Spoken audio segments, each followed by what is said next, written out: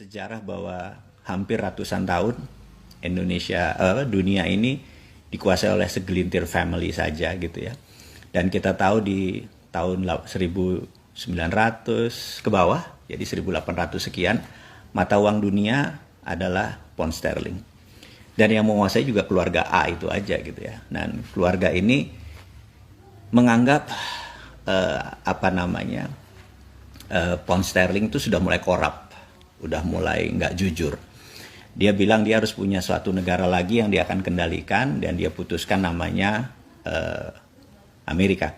Sehingga di tahun 1910 mereka memutuskan mengajukan ke Kongres, kebetulan Partai Demokrat dan Republik yang menjadi Kongres terbanyak, untuk mengusulkan dolar untuk menjadi world currency. Itu sederhananya.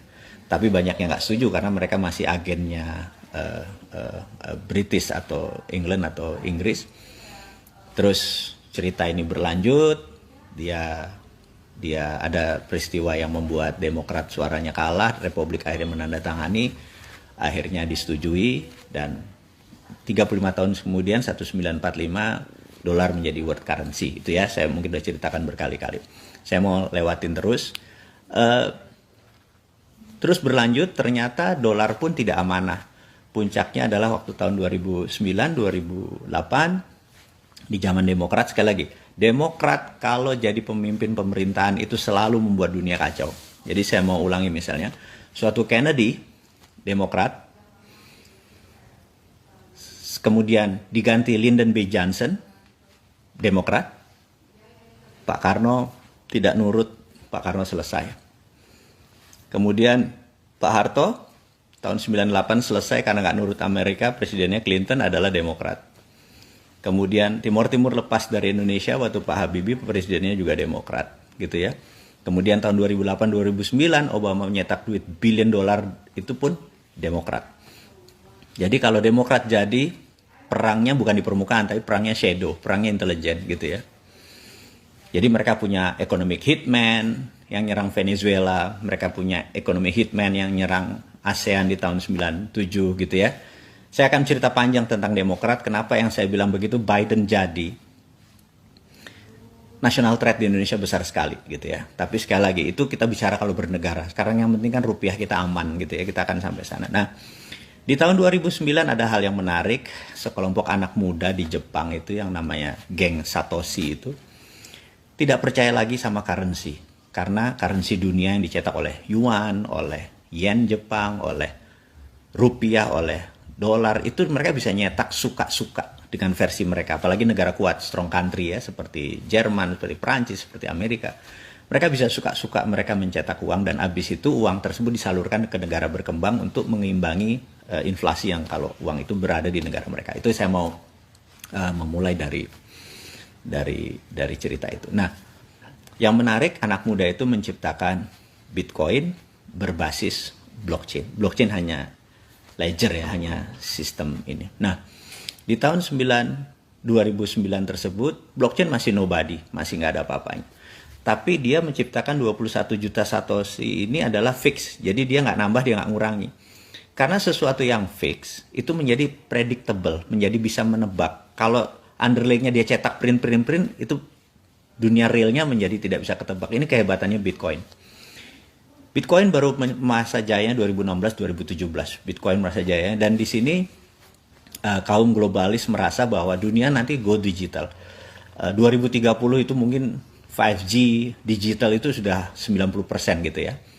Nah, mereka tahu bahwa currency nanti itu bukan currency fisik seperti negara punya, tapi currency-nya digital. Nah, mereka ingin mengontrol digital itu. Sekali lagi, kalau kita ngomong tentang currency atau digital currency ini bukan menganggap bahwa Ethereum, Bitcoin segala macam Anda mulai beli. Enggak. Mereka akan nerbitin sendiri. Dugaan saya adalah Libra, dugaan saya adalah Tesla. Ini masih dugaan ya. Jadi belum tentu mereka terbitin sekarang atau mereka beli yang sekarang. Semuanya masih bisa berubah, tapi saya mau menceritakan bahwa mereka ingin mengambil kendali dunia setelah dolar selesai. Dolar nggak amanah menurut mereka. Untuk itu, sewaktu mereka mencoba di tahun 2018, di mana Libra diluncurkan, pemerintah Amerika di bawah Trump tidak setuju dengan globalis tindakan ini. Sekali lagi, Trump adalah nasionalis, country adalah segalanya, globalis nggak peduli. Jadi Anda mulai paham bahwa ditarik lagi Libra tadi, diserang Trumpnya gitu ya. Nah, jadi Trump ini saat ini adalah satu-satunya mungkin orang yang nasionalis patriotik, cuman dia asshole aja secara pribadinya, tapi secara bernegaranya dia country first gitu ya, negaranya segalanya. Nah, balik lagi ke cerita para globalis tadi. Jadi dia masuk ke belakang sebentar, serang Trump dengan menggunakan, saya anggap biological weapon saat ini, COVID. Begitu udah ada vaksinnya, dia terbitin COVID lagi. Jadi jangan-jangan COVID-nya ada 4 lapis, vaksinnya baru 1. Jadi vaksinnya nanti ada 4 macam harusnya. Jadi nggak pernah selesai. Yang jelas untuk mukul Trump udah jadi, karena yang penting dia kendalikan Amerika dulu. Kalau Amerika kendalikan, maka sistem nanti kalau digital currency mereka terbitkan, mereka bisa mengendalikan Amerika. Itu grand plan-nya. Jadi karena saya baca, oke, ini kita stop dulu. Ini cerita permukaannya. Apa yang terjadi dengan kita gitu. Jadi saya ingat satu hal, bahwa saya melihat saya menganalisa blockchain is the winner. Itu dulu ya. Saya teman-teman mungkin beberapa kali saya mencari blockchain is the winner. Jadi gini, saya pernah di tahun 2000-an, saya bertiga dengan teman saya, Mr. P dan F gitu ya, sahabat saya, dua-duanya Chinese, pengusaha sukses Chinese Indonesia, dan itu sahabat saya. Terus tahun 2000 itu kami lagi ke San Francisco, kami tertarik dengan paket C-nya Google. Jadi Google mau menjual 21% sahamnya dengan harga $36 juta gitu ya. Dan saya melihat peluangnya, kami bertiga diskusi di kamar di apartemen itu, diskusi. Saya dan 2 teman saya, satu teman saya tadi, si Mr. P tadi, bilang kayaknya kita invest deh di Google gitu ya. Terus tapi teman saya yang F ini nggak setuju, karena dia mayoritas saham ya, hampir 70%. Jadi dari $36 juta tuh mungkin dia yang terbesar. Jadi singkat cerita kami berdebat 2 malam, terus dia bilang enggak. Search engine the end, the winner is Yahoo, katanya. Ini tahun 2000 ya. Wah, saya bilang enggak deh, gue suka tuh sama Sergey Brin, saya suka sama idenya, saya suka sama konsepnya gitu-gitu ya. Terus kami berdebat, dia bilang enggak, lu masuk sendiri. Kalau masuk sendiri nggak bisa, karena 21%-nya kan $36 juta, duit gue nggak nyampe nih, saya bilang gitu. To make story short, akhirnya nggak jadi beli. Saya ingat 2018, saya ketemu di elevator di gedung BCA, saya, bro, makan siang dong kita gitu ya. Terus salah satu yang diskusikan adalah, wah, coba dulu kita masuk 21% saham Google, sekarang nilainya berapa? Anda tahu Alphabet itu yang punya Google nilainya kan 1000 billion. Kalau 21%-nya kan 210 billion.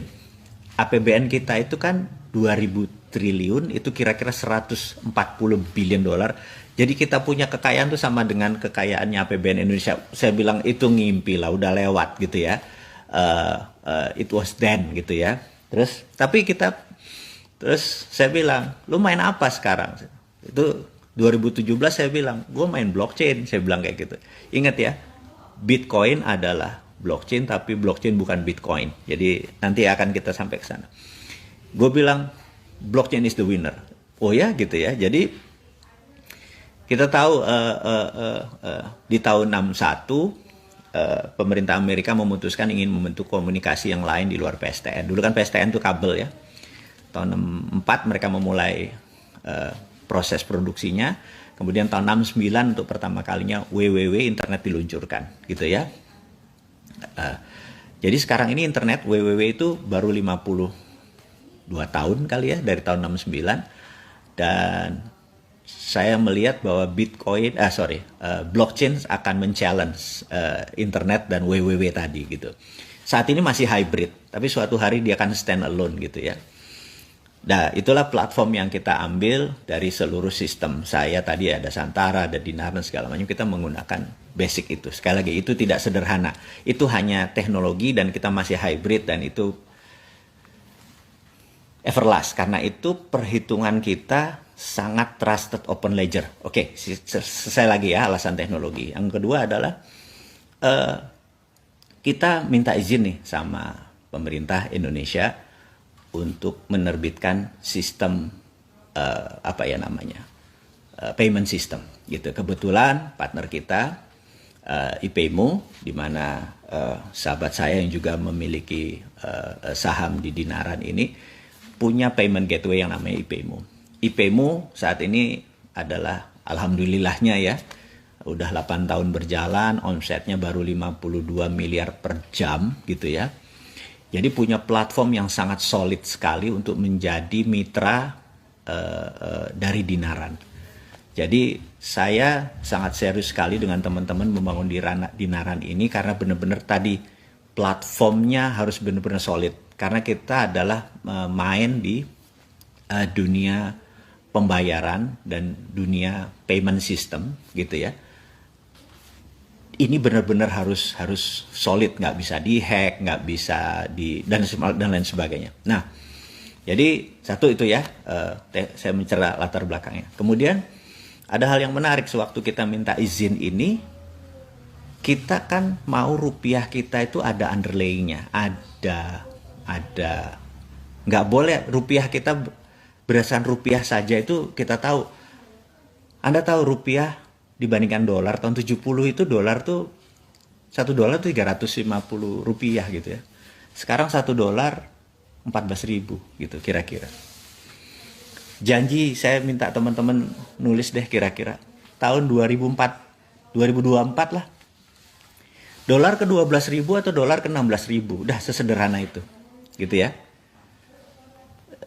Tebak-tebakan aja kita main capsa lah. Kalau dulu main gambaran lah, besar kecil gitu kalau yang suka main begituan gitu ya. Jadi mau nebak ya. Sekarang 2021. Pertanyaan 3 tahun lagi 2024, rupiah ke 16.000 atau rupiah ke 10.000, udah gitu aja, gitu ya. Nah, kalau Anda bilang bahwa selama Indonesia merdeka, rupiah selalu melemah, dengan old system yang nggak pernah ganti-ganti ini, jawab pertanyaan saya, gimana caranya rupiah jadi 10.000? Gimana caranya? Gitu. Bagi saya adalah, lu bullshit, lu janjiin rakyat bullshit, lu nggak akan pernah bisa buat rupiah 10.000. Kalau 16.000, 17.000 rasanya digaransi gitu ya. Balik lagi. Emas sekarang. Emas tahun 90 itu 1 gram 25.000 rupiah. 10 tahun kemudian tahun 2000 emas itu 350 ribuan gitu ya. 10 tahun loh itu. Naiknya berapa persen coba? Dari 25.000 ke 300.000 berapa persen gitu. Kemudian emas di tahun 2010 itu 450 ribuan gitu. Itu 2010. 2020 Anda cek sendiri. Sekarang 1 gram 1 juta. Pertanyaan saya sederhana. Kira-kira di tahun 2030 1 gram emas jadi 500.000 atau jadi 2 juta. Sesederhana itu gitu ya. Gitu. Nah, tidak ada satupun yang menggaransi rupiah akan menjadi kuat, entah itu melawan dolar, entah itu melawan emas, gitu ya. Sekarang saya tanya ke sahabat semua, kok Anda berani pegang rupiah tanpa underlying? Gitu, itu pertanyaan saya. Atau Anda pakai cara yang konvensional, underlayingnya adalah bunga bank. Anda taruh di deposito dapat bunga 5%, itu underlaying Anda. Supaya rupiah Anda tidak kena inflasi, gitu ya. Kok pakai bunga bank sih gitu? Itu yang saya mau tanya. Kenapa Anda memilih bunga bank gitu? Kenapa Anda nggak pakai emas? Karena emas nggak liquid. Kalau kita beli 10 gram, kita lagi perlu yang harganya sekitar 10 juta, Anda perlu 2 juta, Anda harus nyairin 10 jutanya gitu ya. Mendarat emas menjadi tidak liquid. Itu yang menjadi masalah berikutnya dari menyimpan emas gitu ya. Nah, Dinaran akhirnya mencoba ketemu di tengah. Kita adalah digital gold, digital system dulu. Jadi Anda beli emas 10 gram, Anda boleh taruh di rumah emasnya tadi. Terus kalau Anda mau mencairkan emasnya tadi cuma 2 gram, kirim lagi fisiknya ke kantor Dinaran, bolak-balik. Anda rugi ongkos. Kenapa nggak Anda titip di kustodiannya di kita, di banknya kita gitu ya. Bank kita bermitra sama Bank Artagraha. Gitu. Ya udah. Kenapa nggak taruh karena ini sistem perbankan, ini adalah sistem segalanya. Nah, itulah yang saat ini alhamdulillah baru 130.000 sahabat kita yang join di Dinaran gitu ya. Saya bersyukur sekali karena kita baru 6 bulan dapat dipercaya. Nah, ada yang menarik. Sewaktu kita mengurus perizinan, ini sekali lagi ini menarik nih perizinan, karena kalau Anda investasi izinnya OJK, harus diingat ya. Jadi kalau tanya Dinaran OJK-nya gimana? Ah, ini nggak ngerti nih.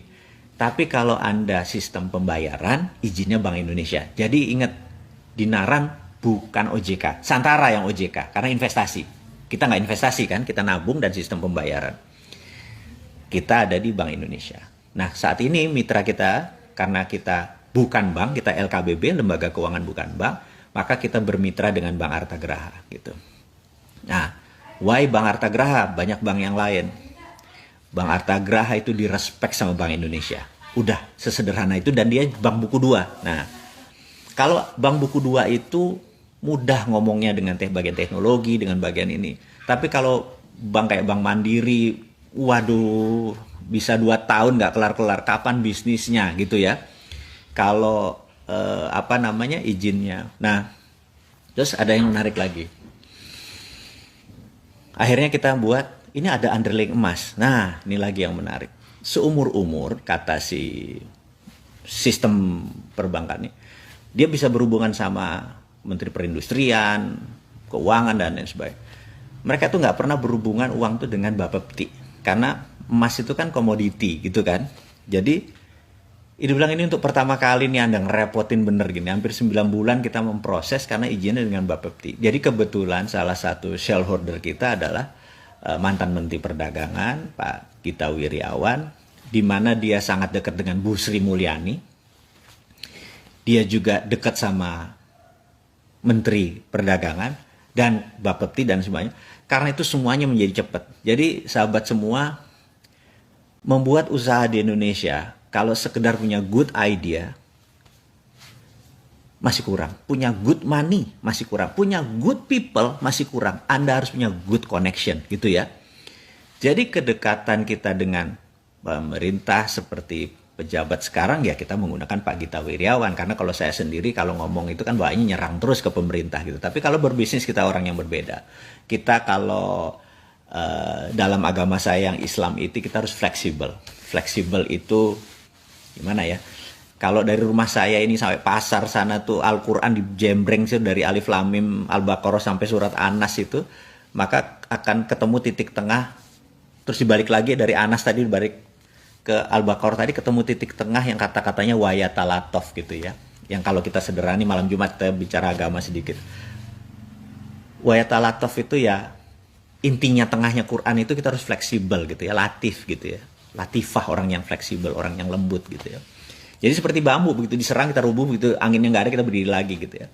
Nah kita pun berstrategi, kebenaran itu nggak bisa telanjang, kebenaran itu harus distrategikan. Jadi kita menceritakan kebenaran versi baru cara bernegara, tetapi pada saat dengan sistem kita harus join dengan mereka. Kita nggak boleh confront semuanya, kita nggak bisa makan, dan teman-teman di Dinaran nggak pernah ada gitu ya. Jadi kita sekali lagi dengan ilmu, ditambah dengan aset, orang, uang, pengalaman, terus ditambah dengan mempengaruhi network kita di jajaran ini, akhirnya jadi Dinaran. Jadi sekali lagi, Dinaran sampai kapanpun sulit ada kompetitornya gitu ya, karena memang jadinya dengan sistem yang sangat menarik. Nah, balik ke cerita awal. Nah, kita saat ini akan punya Dinaran emas untuk mereka yang merasa bahwa emas underlyingnya bagus. Atau Anda nggak mau pakai jaminan, Anda mau Dinaran rupiah, nggak apa-apa juga.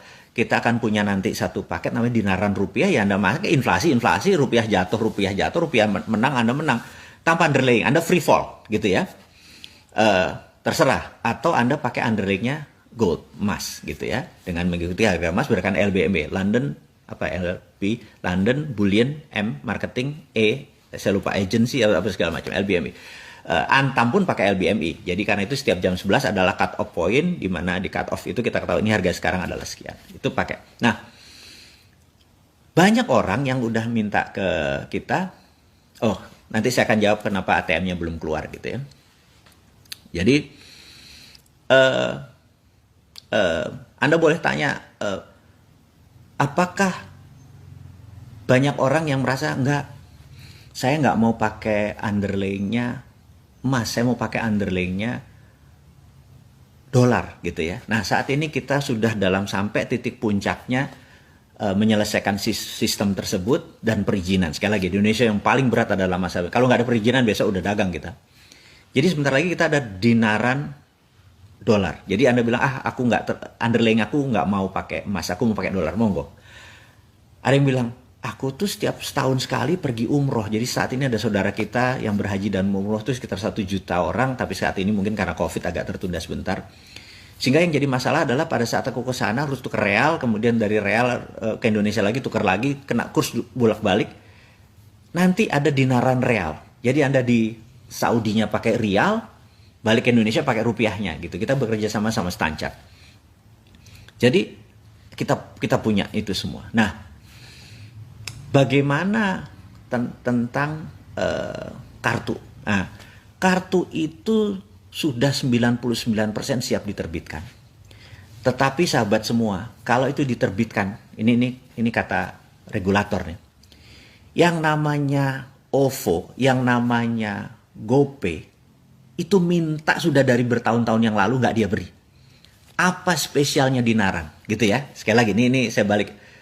Kita ini kan dinaran adalah e-money, Genius deh, plus ATM, plus underlying. Sekali lagi, kita ini adalah e-money, atau gini deh, lebih gampang. Kita ini adalah GoPay, plus kartu ATM, ada underlying. Anda pilih underlyingnya tadi, emas kah, dolar kah, itu ya, terserah. Nah, kita ini tinggal menunggu waktu untuk terbit ATM-nya. Sebenarnya udah ready, cetakannya semua sudah ready. Kita mau kasih surprise ke teman-teman. Jadi saat ini adalah trik kita untuk membuat Anda menginformasikan. Kita akan memberikan surprise. Jadi saya nggak kasih tanggal, tapi saya janji akan surprise, akan mengagumkan Anda semua. Oke, balik lagi ya. Kita adalah GoPay, dikasih debit card, dan GoPay udah minta dari kapan-kapan debit card, nggak dikasih. Kemudian ada underlying-nya, ya. Oke. Ada lagi yang menarik. Emas kita ini kalau dari Antam, kalau ternyata ada 1 juta, 2 juta,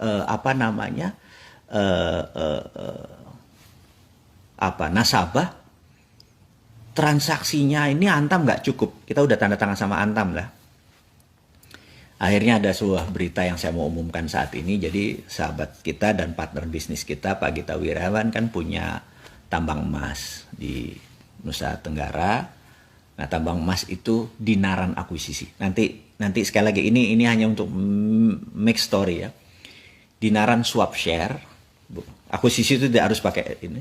Di mana kita menjadi off-take seluruh tambang emasnya dari perusahaan Pak Gita tadi, saya berbagi dengan saham di SHU. Sehingga kapanpun emasnya yang menjadi jaminan, underlying-nya adalah tambang tadi, dengan produksinya kita off-take 100%, dan emasnya tadi akan kita taruh di Bank Harta Geraha. Jadi teman-teman, saya sangat serius untuk membuat rupiah menang, karena itu underlying-nya adalah aset di luar Antam. Kita masih punya tambang emas sendiri gitu ya. Nah, lalu ada lagi kemarin yang cerita, boleh nggak misalnya kita punya perusahaan nikel, dinaran ambil off-take-nya, nikelnya, sehingga kita punya rupiah underlying-nya nikel. Saya bilang, itulah alasan saya membangun kenapa rupiah menang, karena mineral itu ada di Indonesia. Jadi nanti punya rupiah underlying-nya palladium, rupiah underlying-nya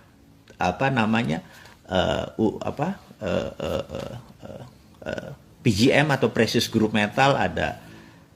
Itulah membuat kita mempunyai bursa-bursa tadi, tambang emas, tambang perak, tambang tembaga, tambang segala macam. Kita jadi off-take-nya, dan rupiah tadi underlying-nya Anda pilih sendiri. Anda pilih sendiri, Anda merasa bahwa kayaknya tembaga bagus, nikel bagus, underlying-nya itu.